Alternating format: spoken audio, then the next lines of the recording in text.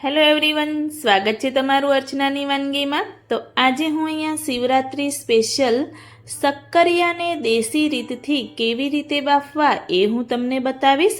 તમે જો આ રીતે દેશી રીતથી બાફી અને ખાશો તો ટેસ્ટી એવા શક્કરિયા લાગે છે, જરાય ફીકા લાગતા નથી અને મીઠા લાગે છે।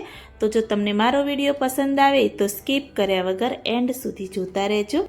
તો બાફવા માટે મેં અહીંયા શક્કરિયા લઈ લીધા છે અને 500 ગ્રામ મેં શક્કરિયા લીધા છે। શક્કરિયા બે જાતના આવતા હોય છે, સફેદ પણ આવતા હોય છે અને આ રીતેના પર્પલ કલરના પણ આવતા હોય છે। તમે કોઈ પણ શક્કરિયા લઈ શકો છો।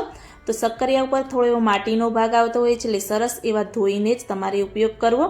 શક્કરિયાની આજુબાજુનો જે વધારાનો ખરાબ ભાગ હોય છે એ મેં કાપી રેડી કરી દીધા છે। તો હવે આપણે શક્કરિયાને બાફીશું। એના માટે મેં અહીંયા ગેસ ઓન કરી મીડિયમ ગેસની ફ્લેમ પર માટીની તવી રાખી દીધી છે।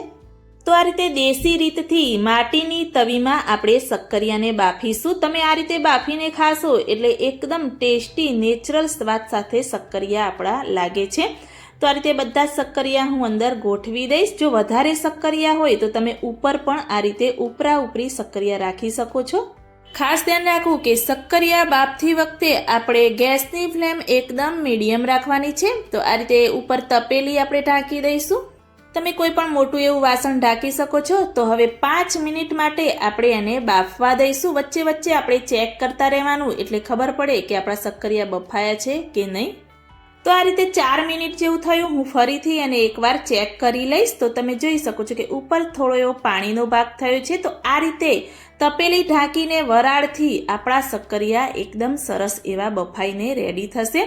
તો આ રીતે ચીપિયાની મદદથી કે કોઈ ચમચાની મદદથી તમે શક્કરિયાને એકવાર ફેવરી દેવાના, એટલે બધી જ બાજુથી સરસ એવા શક્કરિયા આપણા બફાઈ અને રેડી થાય।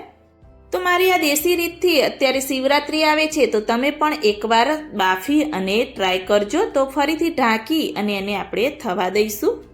ફરીથી મેં 3 મિનિટ જેવું થવા દીધું। તો તમે જોઈ શકો છો કે શક્કરિયા ઉપર થોડો એવો કાળો ડાઘ પડી ગયો છે અને શક્કરિયા આપણા સરસ એવા બફાઈ ગયા છે।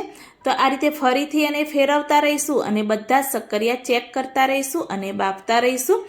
થોડી એવી વાર છે એટલે ફરીથી એને આપણે 1 થી 2 મિનિટ જેવું થવા દઈશું। તો શક્કરિયાને બફાતા 9 મિનિટ જેવો સમય લાગ્યો છે અને હવે શક્કરિયા આપણા સરસ એવા બફાઈ ગયા છે। આ રીતે ચાકુ તમે લગાવશો એટલે ઈજી એવું ચાકુ જતું રહે, એટલે આપણા શક્કરિયા બફાઈ ગયા છે એ માની લેવાનું। તો બધા જ શક્કરિયા બફાઈ ગયા છે। તો ગેસની ફ્લેમ આપણે બંધ કરી દઈશું અને આ બધા શક્કરિયા તવીમાંથી આપણે એક પ્લેટમાં લઈ અને રેડી કરીશું। તો થોડા ઠંડા આપણા શક્કરિયા થઈ ગયા છે। તો હું તમને બતાવી દઈશ કે આપણા શક્કરિયા કેવા સરસ એવા બફાઈને રેડી થયા છે। તો આ રીતે બધી જ ઉપરની છાલ પણ ઈજી એવી દૂર થઈ ગઈ છે। તો આ રીતે છાલ પણ દૂર થાય એટલે આપણા શક્કરિયા સરસ એવા બફાઈ ગયા છે।